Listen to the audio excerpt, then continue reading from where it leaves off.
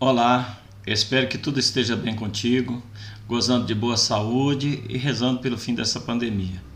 Neste modo, nós veremos como se dá no movimento ecumênico a busca pela unidade entre cristãos, cumprindo assim a vontade expressa por Jesus de que todos nós sejamos um. Ou seja, uma unidade que se dá ali na diversidade eclesial, na diversidade de confissões religiosas. A finalidade do diálogo ecumênico se dá exatamente pela busca da unidade dos cristãos. Não como uma unidade perdida, mas já pré-existente, ou seja, aquela unidade que os cristãos tinham no início do cristianismo. Então a união dos cristãos não é um fim em si mesma, mas em vista a testemunhar no mundo o amor de Jesus Cristo com toda a humanidade. O que nós temos feito é dado contra-testemunho ao mostrar ao mundo que somos divididos. Então é preciso de contornar essa situação e reencontrar essa unidade que não é uma unidade perdida, mas ela já é preexistente e novamente valorizada. E temos como modelo dessa unidade que se busca a Trindade. Ela é o ponto de referência para a unidade na diversidade de pessoas. Porque assim como em Deus há um só Deus, mas diversas pessoas, ou seja, há uma diversidade de pessoas e no entanto estão unidas em torno de um só Deus, assim também a diversidade das comunidades eclesiais pode se tornar unida em torno de Jesus Cristo. Então a Trindade surge como modelo e como fonte do mistério da comunhão ali na diversidade de pessoas. A busca pela unidade é possível? Então muitos vão se deparar com aquelas questões, aqueles entraves ali, os obstáculos que são históricos, isso aí, aquilo que nos distancia dos irmãos evangélicos, principalmente a questão em torno da devoção a Nossa Senhora. E vai se colocar essa unidade é algo impossível, mas não é. Em primeiro lugar, que para Deus nada é impossível. Então a unidade dos cristãos é possível, isso quem está falando é o Papa João Paulo II, no documento Ut Uncite, que significa que todos sejam um. A unidade dos cristãos é possível com a condição de estarmos humildemente conscientes de ter pecado contra a unidade e convencidos da necessidade da nossa conversão. Ora, a nossa conversão ela se dá em todos os âmbitos, inclusive nessa questão em relação aos nossos outros irmãos. Então não dá para a gente dizer nós somos convertidos se nós não temos amor aos nossos irmãos separados, se nós não nos aproximamos dele, nos esforçamos para dialogar com eles. Então a consciência da Igreja Católica de que as fraquezas, as mediocridades, os pecados e às vezes as traições de alguns dos seus filhos não podem destruir aquilo que Deus nela infundiu, tendo em vista o seu desígnio de graça. Então a Igreja Católica não esquece que no seu seio muitos eclipsam, ou seja, obstruem o desígnio de Deus nas suas vidas. Então a unidade não é um acessório para a Igreja, não é algo assim que no meu ser católico eu possa dispensar. É a própria essência, a razão de ser da Igreja. Pertence organicamente à sua vida e ação, devendo, por conseguinte, permeá-la no seu todo e ser como que o fruto de uma árvore, que cresce sadia e viçosa até alcançar o seu pleno desenvolvimento. Ora, digo a vocês, quando morava na roça, eu sempre ouvia dizer sobre a questão do pé de jabuticaba. Quem planta um pé de jabuticaba não colhe da fruta, porque demora anos e anos. Claro, é evidente que nós estamos falando aqui de uma jabuticaba nativa, e não dessas mudas híbridas que com 2 anos já está dando fruto. Não, aquela jabuticaba nativa, porque ela demora anos e anos para dar. Então quem a planta não colhe da fruta.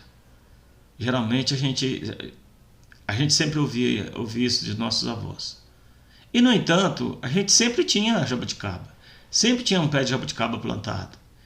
Então mesmo aqueles que não acreditavam que um dia poderiam chupar da jabuticaba, se ocupava a plantar, porque sabia que um de seus filhos, netos, bisnetos, até taranetos, viria a colher da fruta.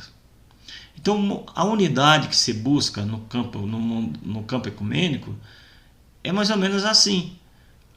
Pode ser que eu não alcance essa unidade ainda.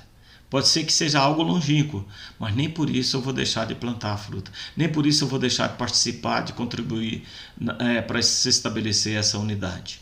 O empenho da igreja em busca pela unidade. O Vaticano II, que se deu sobre uma das chaves de compreensão do Vaticano II é a palavra diálogo, né, ao lado de adornamento, né, nós temos diálogo. Então o Vaticano II, que se deu sobre a forma de diálogo, o fez com uma visão eclesiológica clara e aberta a todos os valores eclesiais presentes nos outros cristãos.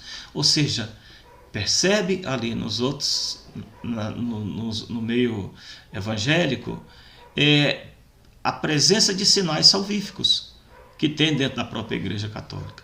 E o Decreto Unitatis et Integratio vai reconhecer isso. Olha, não poucas ações sagradas da religião cristã são celebradas entre nossos irmãos separados. Aqui não chama de protestante. Protestante é um termo pejorativo. O Vaticano usa o termo irmãos separados, para mostrar claramente que você deve separar, que você deve cortar todos aqueles termos assim, se livrar daqueles termos que são pejorativos e que denigram a imagem dos irmãos evangélicos. Então, nos nossos irmãos separados, as quais podem realmente, nessas ações sagradas, podem realmente produzir a vida na graça. Devem mesmo ser tidas como aptas para abrir a porta à comunhão da salvação. Portanto, os sinais de salvação não são restritos só da Igreja Católica. Por isso, as igrejas e comunidades separadas, de forma alguma, estão despojadas de sentido e de significado no mistério da salvação, pois o Espírito de Cristo não recusa servir-se delas como de meios de salvação, cuja virtude deriva da própria plenitude de graça e verdade confiada à Igreja Católica. Ou seja, a Igreja Católica é depositária da fé cristã, mas tem elementos dessa fé cristã presentes ali também na religião evangélica e o Vaticano II reconhece isso, razão porque procura estabelecer o diálogo com as igrejas evangélicas, porque reconhece nelas como instrumentos que levam as pessoas à salvação. O empenho pela busca da unidade, né? O que cabe aos fiéis católicos, a todos os fiéis católicos, a mim, a você, qualquer um, e não podemos abrir mão disso. A recomendação, a exortação ali dos padres conciliares. Este sagrado concílio, portanto, exorta todos os fiéis a que, reconhecendo os sinais dos tempos, sinais da modernidade, que está aí, uma pluralidade eclesial, um pluralismo religioso muito grande, né? Reconhecendo os sinais dos tempos, solicitamente participe do trabalho ecumênico, através da oração, da palavra e da ação. São 3 formas que nós temos de contribuir para o movimento ecumênico.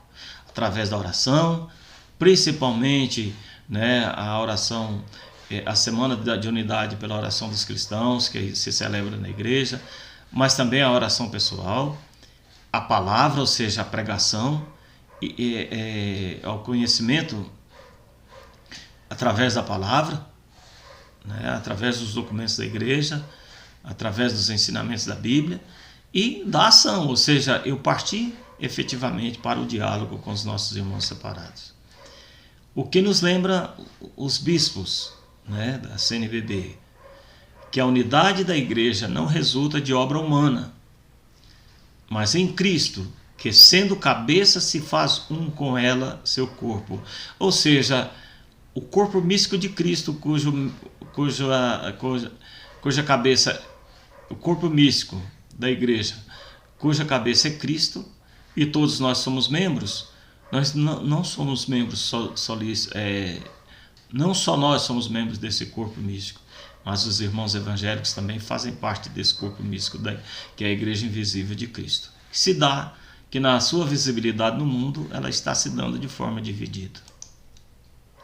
Então, o princípio fundamental da unidade, repita comigo, você que está lendo nesse momento, né, esse vídeo, você que está vendo esse vídeo nesse momento, repita comigo essa oração sacerdotal de Jesus.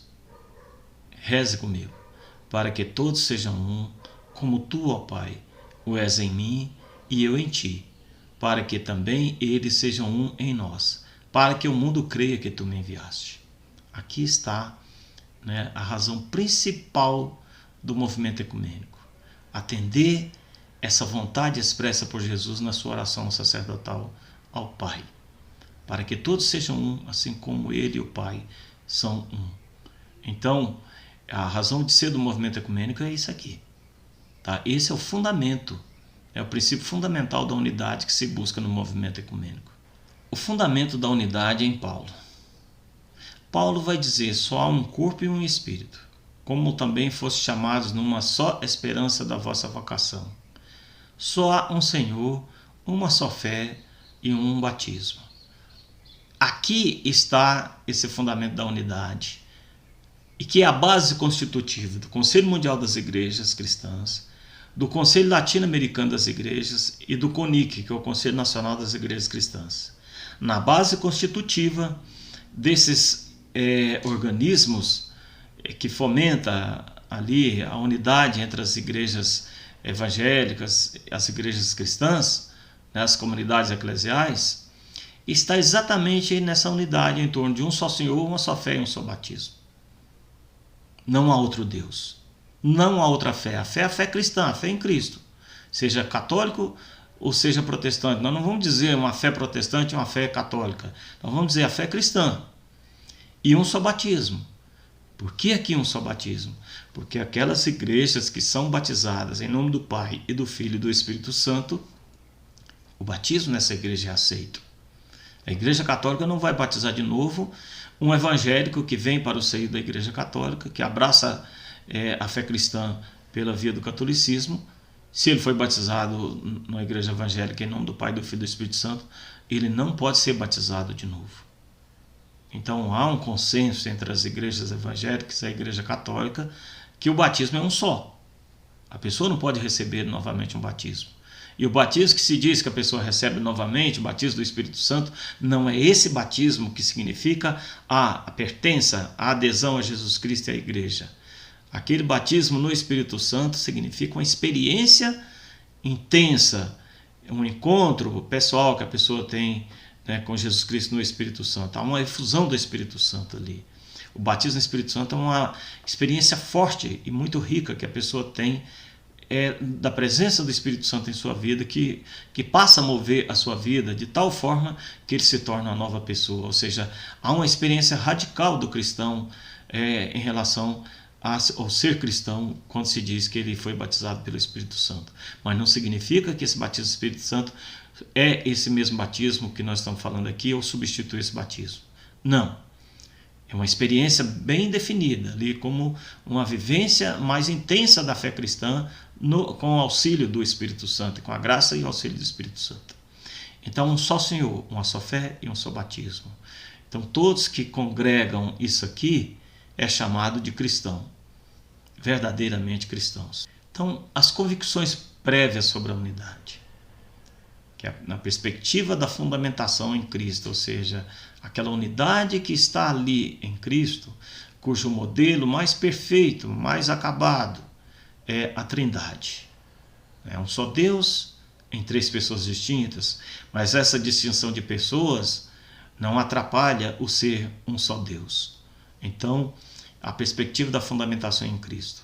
Em primeiro lugar, Cristo não é Senhor de muitas igrejas, mas de uma só igreja e una. Ele não essa igreja, né, não perdeu o seu domínio, né? Jesus Cristo continua dominando sobre a igreja. A unidade é dada à igreja desde o momento do envio. Quando Jesus envia seus discípulos ali, já é dada essa unidade. Jesus já nos manda em dois para não ser um só, para ser uma comunidade. E manda dois, para caracterizar que a evangelização da cidade de forma comunitária se dá no agir com a eclésia, com a igreja. Então essa unidade é dada no momento do envio. Manifesta concretamente ali em Pentecostes, em que, apesar de rezarem em várias línguas, lembrando aqui que essas várias línguas não remete à glossolalia ali típica da renovação carismática ou do neopentecostalismo. Paulo, no capítulo 12 da primeira carta aos Coríntios, vai falar sobre a questão da glossolalia. ali no momento em que ele vai dizer que a profecia é mais importante do que orar em línguas. Mas aqui nós estamos falando de outro tipo de unidade. Ou seja, naquele momento ali em Pentecostes, todos falavam na sua língua nativa. E, no entanto, não tiveram dificuldade de se entender. Não tiveram dificuldade de compreender. Porque eles eram mantidos ali em unidade pelo Espírito Santo. Naquele momento, tomados pelo Espírito Santo, estavam todos unidos numa única verdade que naquele momento ali, né, importava. Ou seja, a força do Espírito Santo que impulsiona aqueles que saem para evangelizar. Então, em Pentecostes, vai mostrar claramente uma unidade na diversidade. Cada um falava ali na sua língua, cada um falava na língua nativa, mas todos compreendiam, porque estavam unidos pelo Espírito Santo. Então, não se cria a unidade, né? Porque é atributo cabível somente a Deus criar a unidade. Empenha-se, no entanto, em descobri-la em profundidade. Encontrar formas adequadas para traduzir historicamente a unidade desejada e dada por Jesus Cristo de uma vez por todas à sua igreja. Então, isso é que importa. É buscar essa unidade que não é criada por nós. Ela é criada e é um desejo de Deus. E ali expresso na oração de Jesus ao Pai, né, a respeito dessa unidade. Então, essa unidade que tem ali na Trindade o seu modelo, ela deve ser descoberta por todos, por cada um de nós, para que a gente se empenhe em manter essa unidade dentro da igreja para testemunhar ao mundo a união em torno de Jesus Cristo. Existem dois tipos de unidade, a unidade visível e a unidade invisível. A unidade invisível é a unidade cósmica entre as igrejas, todos os seres humanos e a própria criação, né, que transcende o cristianismo e todas as religiões. Essa unidade cósmica que se dá por força do nosso Criador, que é essa força que tem aí, né? E Deus revelado por Jesus não é a solidão. Jesus não revela um Deus solitário. Ele é uno e trino, né? E é um mistério que nos transcende. Então essa unidade invisível que está ali em Deus também, que é a unidade na Trindade. Primeiro nós temos essa unidade cósmica entre todos os seres que estão ali interrelacionados, né? Nós somos dependentes da natureza, que precisamos dela para sobreviver.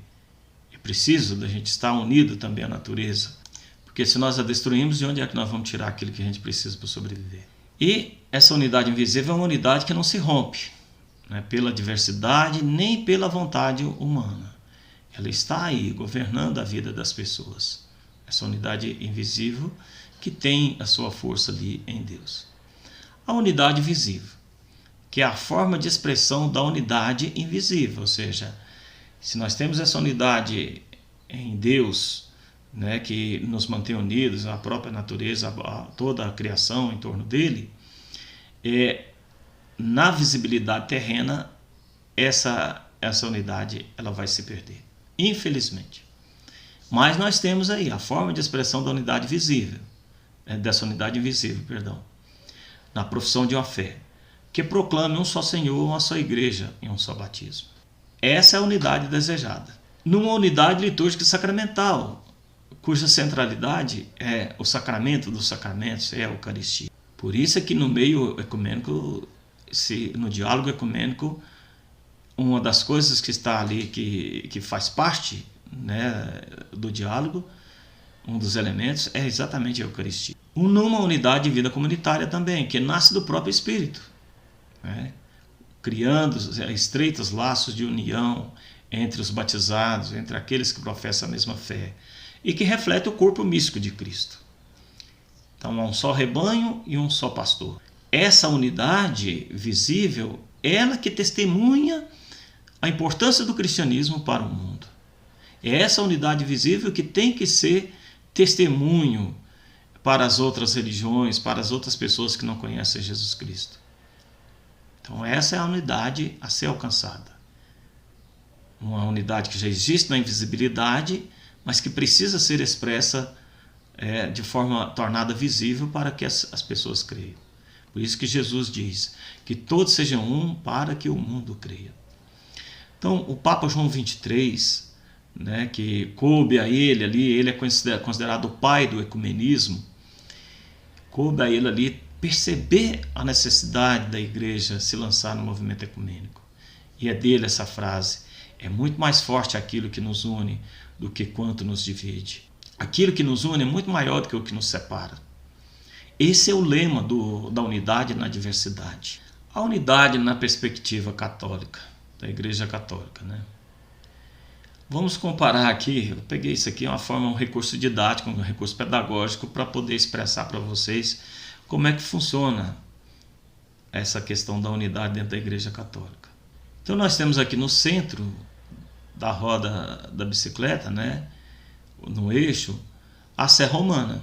Os raios são as várias as arquidioceses, com as dioceses, paróquias e capelas espalhadas pelo mundo inteiro, no mais longínquo possível, que têm a sua convergência para a Sé Romana, ou seja, a unidade com o Papa. E o pneu da bicicleta aqui, formando um todo indivisível, né, representa a Igreja Una, a unidade na Igreja, em toda a sua catolicidade, ou seja, em toda a sua extensão, espalhada pelo mundo inteiro. Então nós temos aqui a Igreja de Roma, né, o poder petrino exercido pelo Papa, que mantém unida em torno de si todas as arquidioceses, dioceses, paróquias e capelas no mundo inteiro, que mantém os católicos unidos no mundo inteiro. E todas as igrejas juntas formam uma só unidade. Então, há uma unidade plena, né, que é a unidade querida por Deus, e só se pode realizar na adesão comum ao conteúdo integral da fé revelada, vai dizer o Papa João Paulo II no documento Ultimum Sint, né? Somente se alcançará a plena unidade quando todos participarem da plenitude dos meios de salvação que Cristo confiou à Igreja. Então, a tendência é fazer com que todos os nossos irmãos evangélicos alcancem aquilo que nós temos na plenitude. Você imagina que nós católicos estamos comendo... Você imagina um bolo de aniversário. Que nós católicos nós estamos comendo o recheio do bolo, que é o mais gostoso do bolo. Você não imagina alguém que vai ter preferência só pelo glacê, a não ser que seja com a barriga cheia de vermes. Porque o glacê é mais doce, né? Não sei até que ponto é mais doce que o próprio recheio do bolo. Mas a verdade é que o mais gostoso do bolo, o principal do bolo, é o recheio. Então, por ter a plenitude dos sinais de salvação, ou seja, o depósito na plenitude o depósito da fé, nós estamos comendo o recheio do bolo. E nossos irmãos evangélicos estão comendo o glacê. Então, é preciso que a gente busque a unidade para que eles também, né, usufrua daquilo que é o mais importante no bolo, que é o recheio. Então, essa unidade plena que o Papa João Paulo II só vai encontrar quando todos participarem, só vai ser estabelecido quando todos participarem da plenitude dos meios de salvação que Cristo confiou à sua igreja, ou seja, a plenitude dos sacramentos. Até agora ele só tem um, que é o sacramento do batismo. Só um. O sacramento da Eucaristia eles não têm ainda porque eles não podem produzir a Eucaristia, porque eles não têm a sucessão apostólica.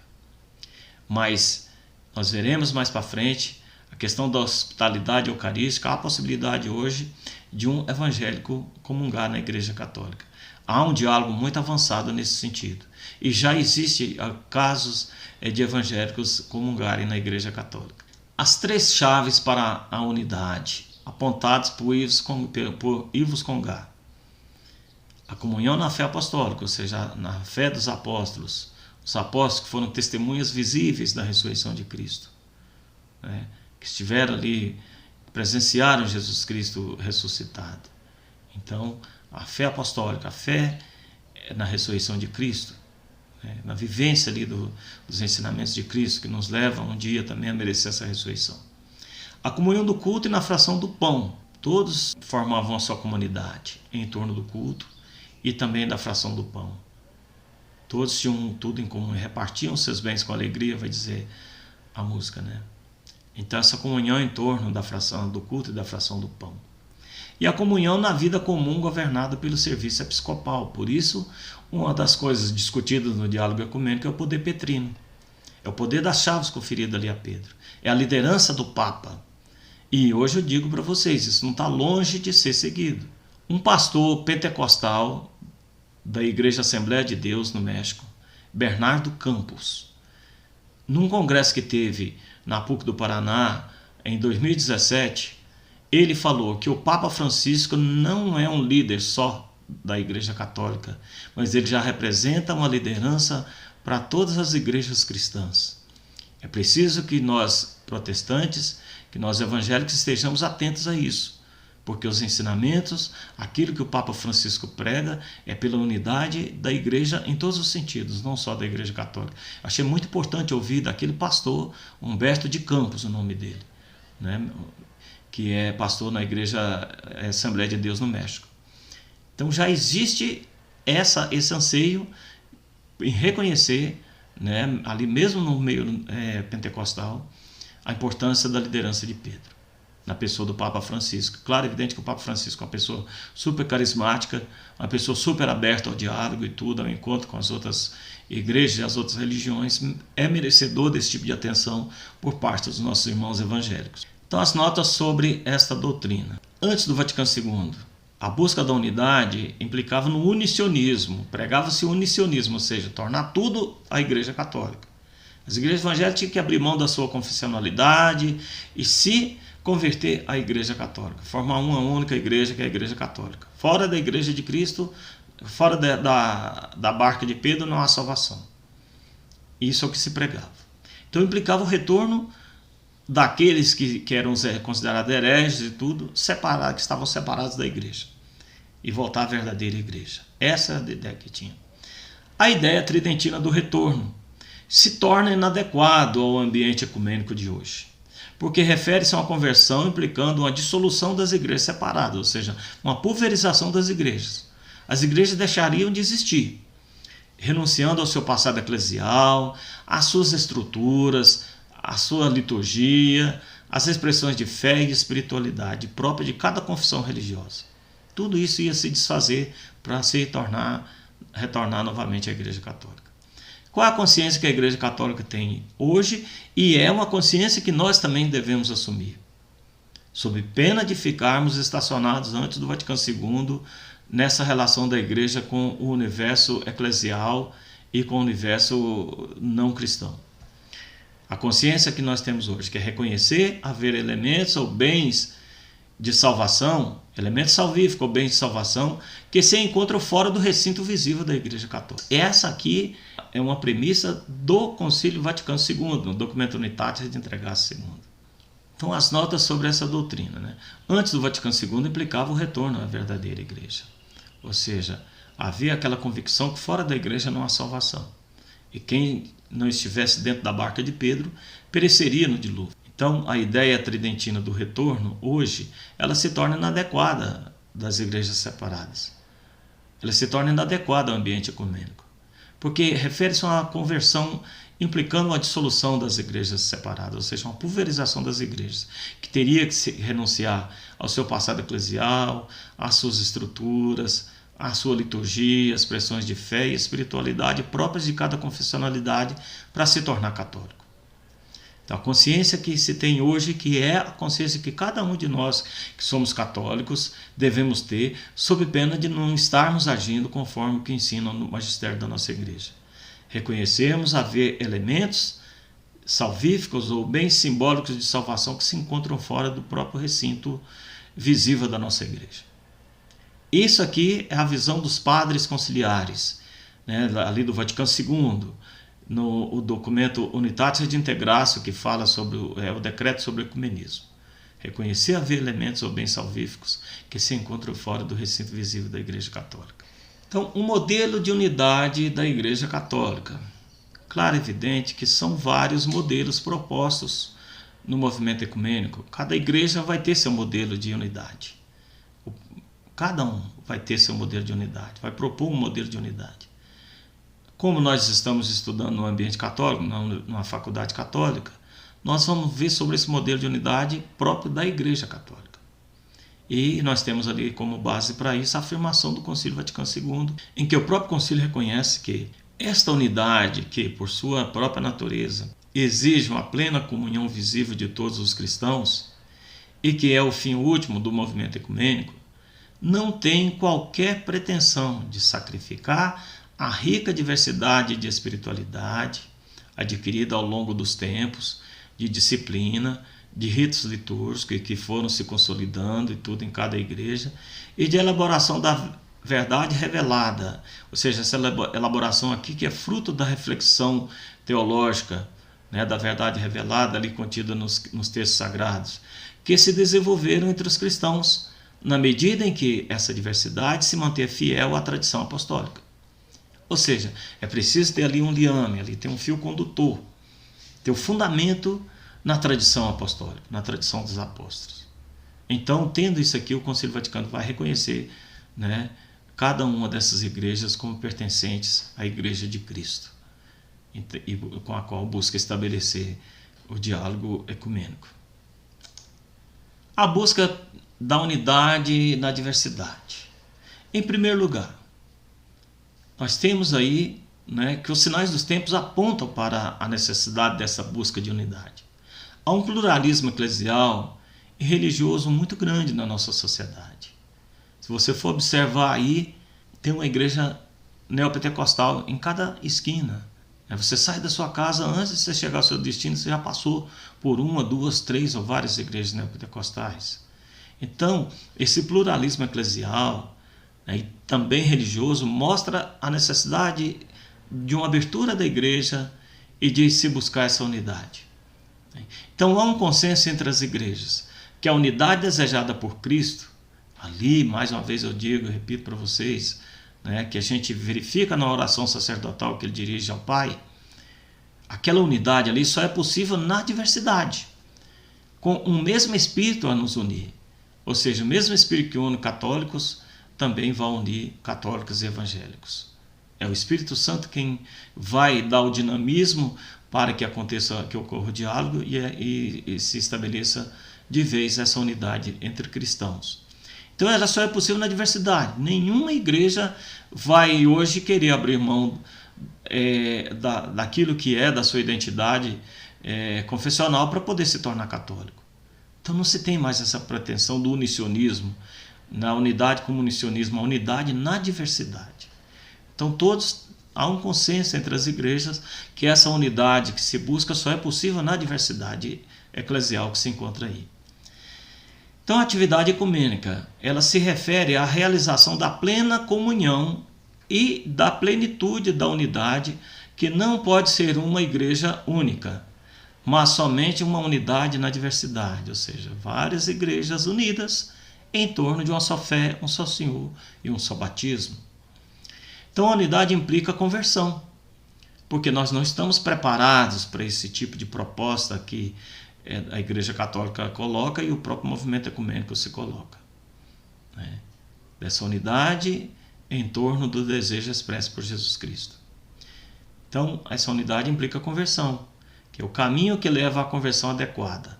Não é aquele que conduz a Igreja Católica, mas o que leva à conversão de todos a Jesus Cristo. Então veja bem, a conversão se dá à pessoa de Jesus Cristo e não a uma determinada igreja e não a uma determinada confessionalidade. Importa o anúncio do Evangelho para que as pessoas se convertam a Cristo. Converteu-se a Cristo, ótimo. Se está lá na igreja evangélica, tudo bem. Se está na igreja católica, melhor ainda. Mas o que importa é a pessoa se converter à pessoa de Cristo.